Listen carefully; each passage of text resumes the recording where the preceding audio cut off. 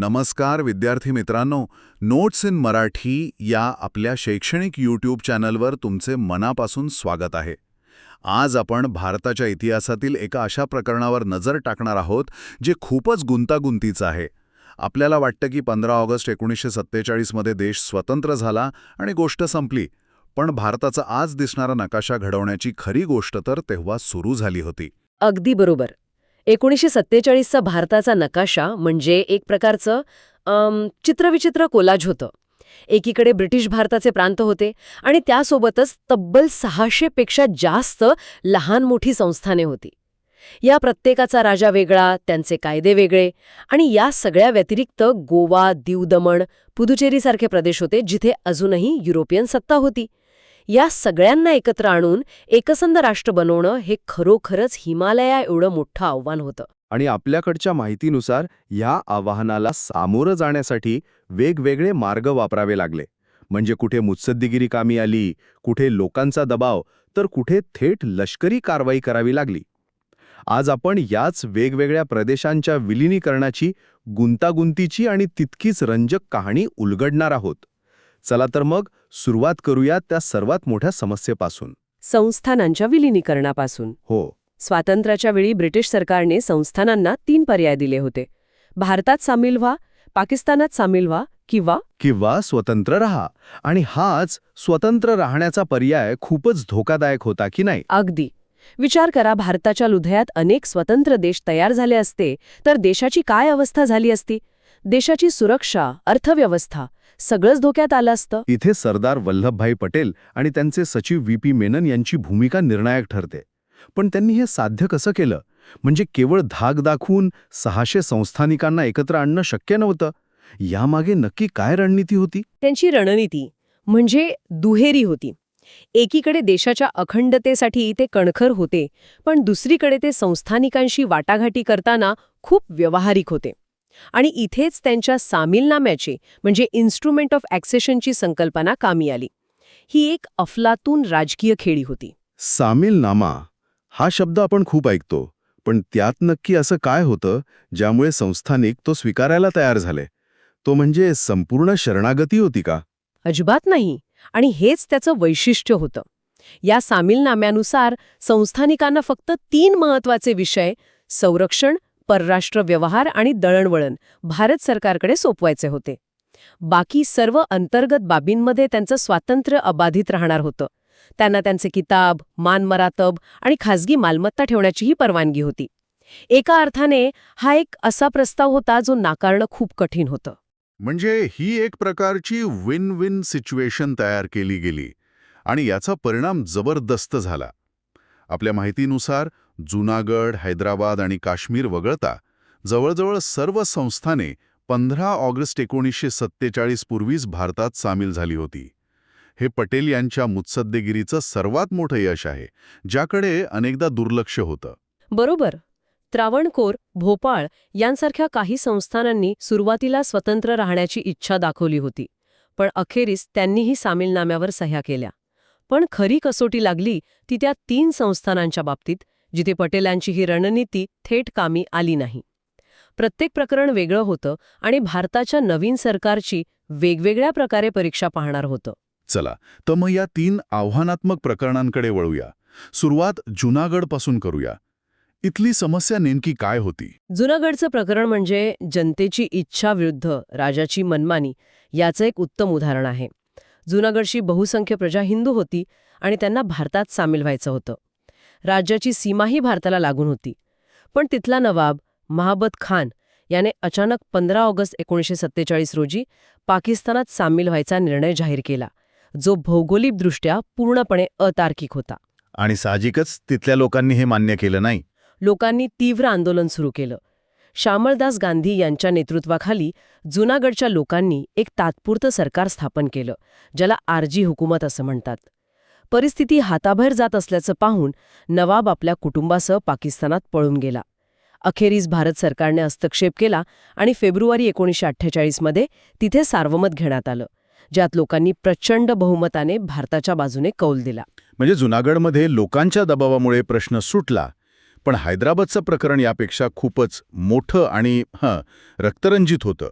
ते भारतातील सर्वात श्रीमंत आणि शक्तिशाली संस्थान होतं. हो, हैदराबाद भारताच्या अगदी मध्यभागी होतं आणि तिथला निजाम मीर उस्मान अली खान स्वतंत्र राहण्याचं स्वप्न पाहत होता. त्याची राजवट पूर्णपणे एकतंत्री होती, जिथे लोकांना कोणतेही नागरी किंवा राजकीय हक्क नव्हते. याच अन्यायाविरुद्ध तेलंगणा, मराठवाडा आणि कर्नाटकच्या भागांमध्ये लोकांमध्ये असंतोष वाढत होता. स्वामी रामानंद तीर्थ यांनी 1938 मध्ये हैदराबाद स्टेट काँग्रेसची स्थापना केली, पण निजामाने त्यावर तात्काळ बंदी घातली. आणि मग इथे रझाकार नावाच्या एका संघटनेचा उल्लेख येतो. ही एक अतिशय क्रूर संघटना होती असं दिसतंय. निजामाने भारतात विलीन होण्यास स्पष्ट नकार दिला होता. त्याचा एक कट्टर सहकारी कासिम रझवी याने लोकांचा आवाज दाबण्यासाठी रझाकार नावाची एक खाजगी सशस्त्र संघटना उभारली. ही संघटना म्हणजे निजामाची दहशती फौज होती. त्यांनी लोकशाहीवादी चळवळीला पाठिंबा देणाऱ्यांवर, मग ते हिंदू असोत व मुस्लिम, अमानुष अत्याचार केले. लुटालूट, जाळपोळ आणि हत्या हे त्यांचं रोजचं काम झालं होतं. म्हणजे वाटाघाटींचे सर्व दरवाजे बंद झाले होते. मग भारत सरकारने काय पाऊल उचललं? थेट लष्करी कारवाई करणं हा आंतरराष्ट्रीय स्तरावर एक मोठा धोका नाही का? तो धोका होताच. म्हणूनच भारत सरकारने या कारवाईला युद्ध न म्हणता पोलीस ॲक्शन असं नाव दिलं. यामागे हे दाखवण्याचा हेतू होता की हा भारताचा अंतर्गत कायदा आणि सुव्यवस्थेचा प्रश्न आहे. 13 सप्टेंबर 1948 रोजी ऑपरेशन पोलो या सांकेतिक नावाने भारतीय सैन्याने हैदराबादमध्ये प्रवेश केला. आणि ही कारवाई किती काळ चालली? फक्त 4 दिवस. रझाकारांचा प्रतिकार सहज मोडून काढण्यात आला आणि 17 सप्टेंबर 1948 रोजी निजामाने शरणागती पत्करली. हैदराबाद भारतात विलीन झालं. आणि या लढ्यात मराठवाड्यातील लोकांचे योगदान खूप मोठे आहे. स्वामी रामानंद तीर्थ, गोविंदभाई श्रॉफ, अनंत भालेराव यांच्या नेतृत्वाखाली मोठा लढा उभारला गेला. म्हणूनच 17 सप्टेंबर हा दिवस मराठवाडा मुक्ती दिन म्हणून साजरा केला जातो. आणि आता तिसरं आणि सर्वात गुंतागुंतीचं प्रकरण, काश्मीर. इथली समस्या जुनागड आणि हैदराबादपेक्षा पूर्णपणे वेगळी दिसते. अगदी. काश्मीरचे राजा हरिसिंग हिंदू होते, पण बहुसंख्य प्रजा मुस्लिम होती. त्यांची महत्वाकांक्षा स्वतंत्र राहण्याची होती. त्यांना पूर्वेकडील स्वित्झर्लंड बनायचं होतं. यासाठी त्यांनी भारत आणि पाकिस्तान या दोन्ही देशांसोबत जैसे थे करार म्हणजे स्टँड स्टील अग्रीमेंट करण्याचा प्रयत्न केला. पाकिस्तानने तो स्वीकारला, पण भारताने नाही. मग परिस्थिती कशी बिघडली? ऑक्टोबर 1947 मध्ये पाकिस्तानच्या चिथावणीने सशस्त्र पठाण टोळ्यांनी काश्मीरवर हल्ला केला.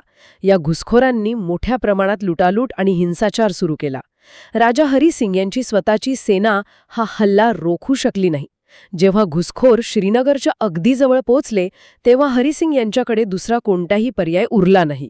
त्यांनी भारताकडे लष्करी मदतीची याचना केली. आणि भारताने मदत करण्यापूर्वी एक अट ठेवली, बरोबर?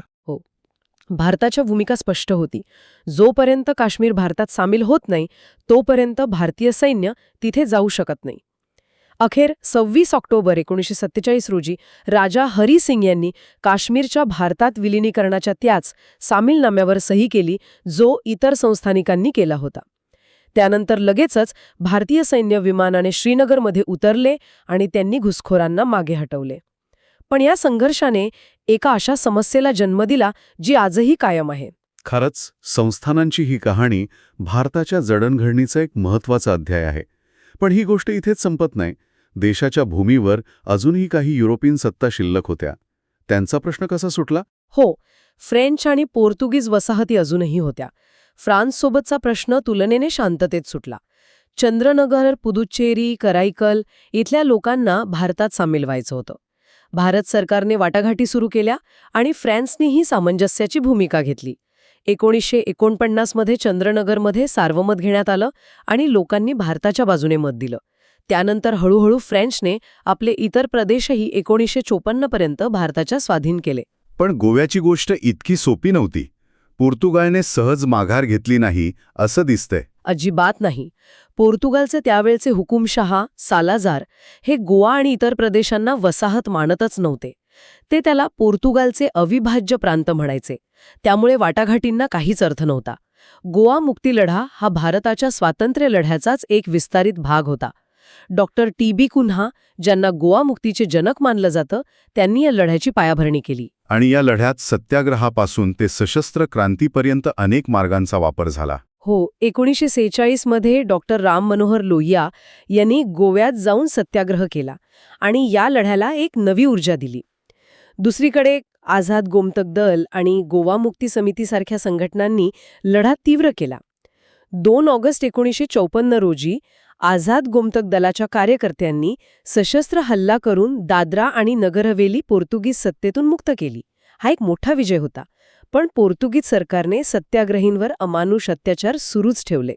पण मग भारताने इतकी वर्षे म्हणजे 1961 पर्यंत लष्करी कारवाई का केली नाही?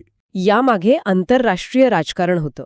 पंतप्रधान नेहरूंना हा प्रश्न शांततेच्या मार्गाने सोडवायचा होता आणि पोर्तुगाल नाटो म्हणजे नेटो संघटनेचा सदस्य होता.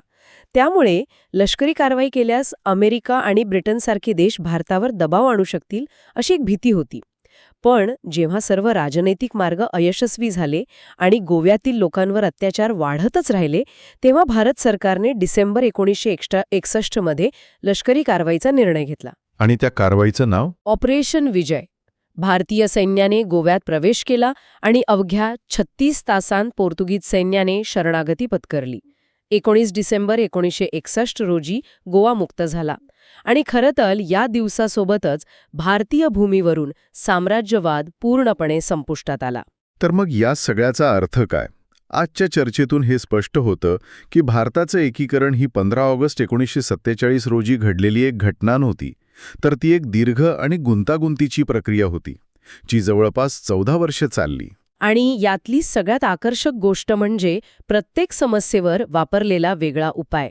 कुठे सरदार पटेलांची व्यवहार्य मुत्सद्देगिरी कामी आली, कुठे जुनागडसारखं जनमत निर्णायक ठरलं, तर हैदराबाद आणि गोव्यात लष्करी बळाचा वापर अटळ ठरला. भारताच्या नेतृत्वाने परिस्थितीनुसार आपली रणनीती बदलली. प्रत्येक विलिनीकरणाची स्वतःची एक वेगळी कहाणी आहे. यावरून हेच सिद्ध होतं की एक राष्ट्र निर्माण करणे ही केवळ नकाशावर रेषा ओढणे इतकी सोपी गोष्ट नसते.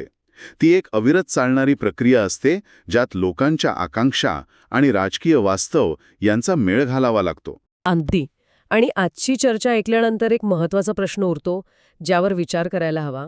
विलिनीकरणाचे हे वेगवेगळे मार्ग, काही शांततेचे, काही संघर्षाचे, तर काही उशिरा झालेले, यांनी या प्रदेशांची ओळख आणि त्यांचं राजकारण भारतामध्ये पुढील अनेक दशकांपर्यंत कसं घडवलं असेल, याचा परिणाम आजही आपल्याला दिसतो.